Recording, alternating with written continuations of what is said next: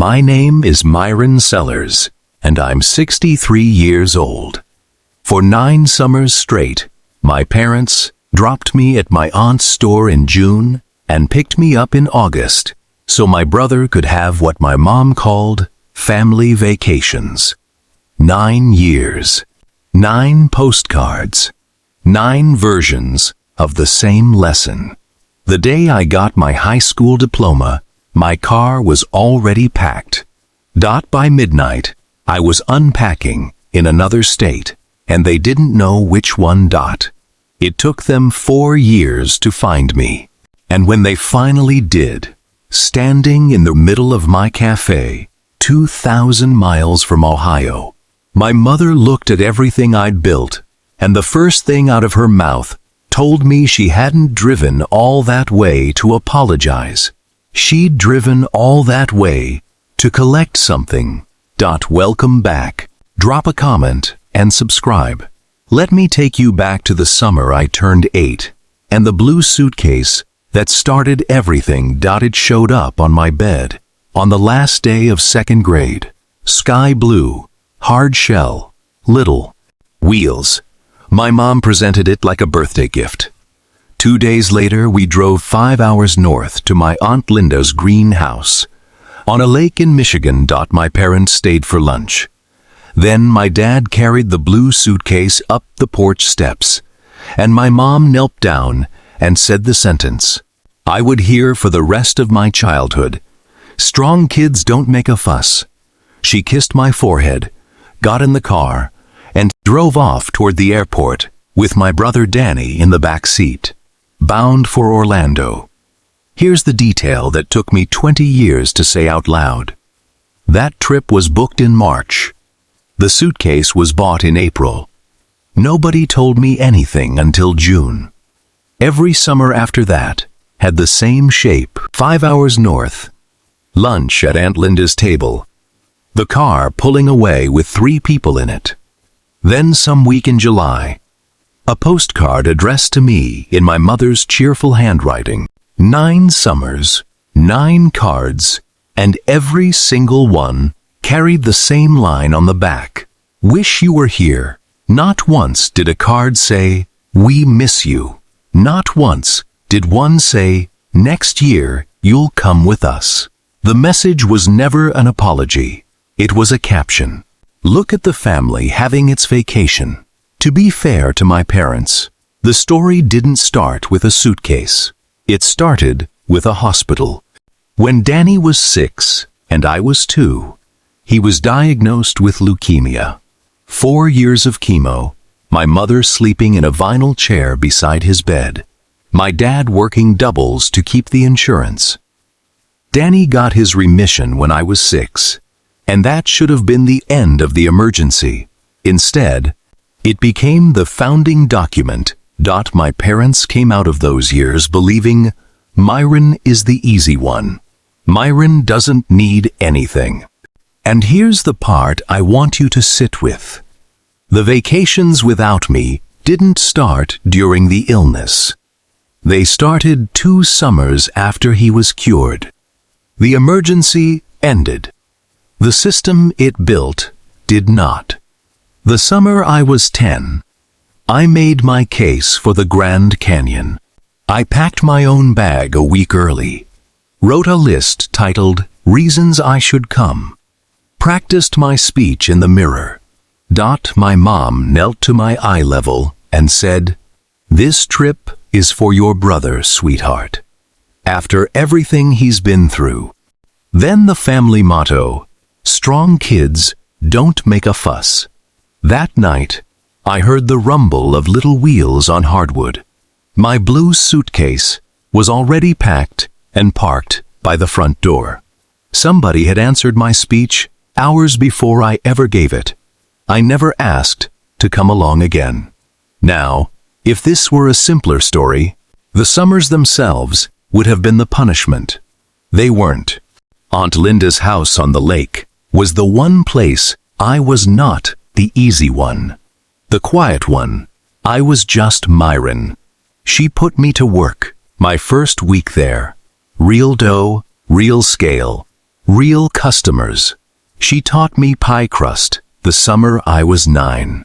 Standing behind me, with her hands over mine, on the rolling pin.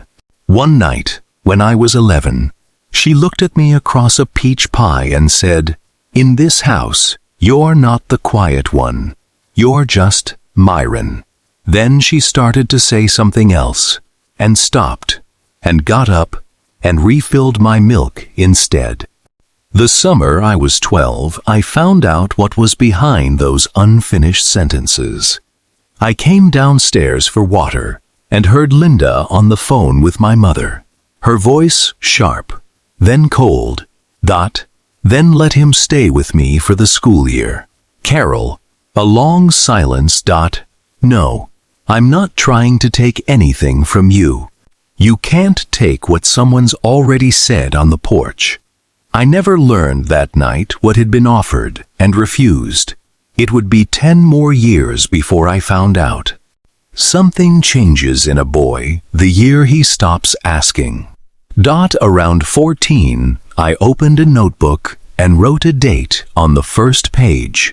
The month I would turn 18 with a diploma in hand. And under it, I started a countdown. The summer I was 17, I stayed home alone to work while they went to Maine for 2 weeks. And I watched them approve it in under a minute. I waited tables all summer and slid my tips into an envelope taped inside my closet. By graduation, the envelope was a shoebox holding $6,400. They assumed it was for college. I let them. I was saving for a door. I chose my future at the public library with a paper map.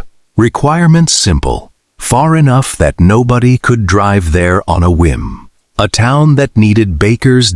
I found a photo spread of a lake in northern Idaho, so blue it looked painted.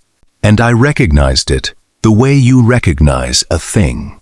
Instead of deciding on it, I mailed job inquiries with a return address that wasn't mine, told no one, not even Linda, because the only way to protect her from having to lie from me was to make sure she had nothing to lie about. An answer came back. A cafe on the North Shore needed a dishwasher. Graduation was the second Saturday of June. Folding chairs on a football field.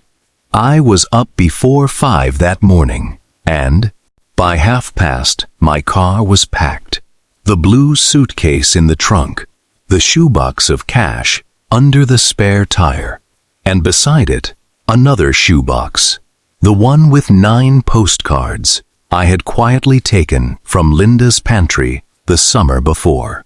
My parents came, sat, and 40 minutes in my mother leaned over and whispered they had to slip out early for Danny's work dinner when they called my name. I walked the stage and looked out at 2 empty folding chairs. Dotted. Felt like a receipt, the universe itemizing exactly what I was to them, so I could leave with the math done. I left a note, weighed down with the sugar bowl. I'm safe, I'm an adult, please don't look for me. Signed with 1 letter. 3 days, 2,000 miles. Sleeping in the car, in parking lots. A shoebox of cash, riding under the spare tire, like a heartbeat. On the evening of the 3rd day, the whole town opened up below me. Pines going down to that impossible blue water. And I had to grip the wheel, 18 years old. Everything I owned in a hatchback. Nobody in the world knew where I was, and it felt like the first full breath I'd taken since I was 8. 11 days later, a police officer knocked on my motel room door, and I opened it knowing exactly who had sent him. The cafe that hired me belonged to a woman named Rosa. I washed dishes 10 hours a day, found a studio over a garage, and when the heater died, I fixed it myself rather than call the landlord. Because somewhere in 9 summers, I had absorbed the family catechism, needing things as a tax other people pay. The week before Thanksgiving, Rosa found out I could bake, and she looked at me differently after that first pie, and asked where I learned ... my aunt. I said ... Then your aunt raised a baker, she said, and walked off. The officer at my door was young and bored, which turned out to be the best thing he could have been. He asked the only question the law actually cares about. Are you here of your own free will? I said yes. He told me my family would be notified I was safe, and that they would not be told where. That was my right. It took my mother 4 years to find that right. Didn't stop her forever. And when she finally walked into my cafe and looked at everything I had built without her, what she said first is the reason I'm telling you any of this at all. Stay to the end, because I'm going to tell you exactly what she came to collect.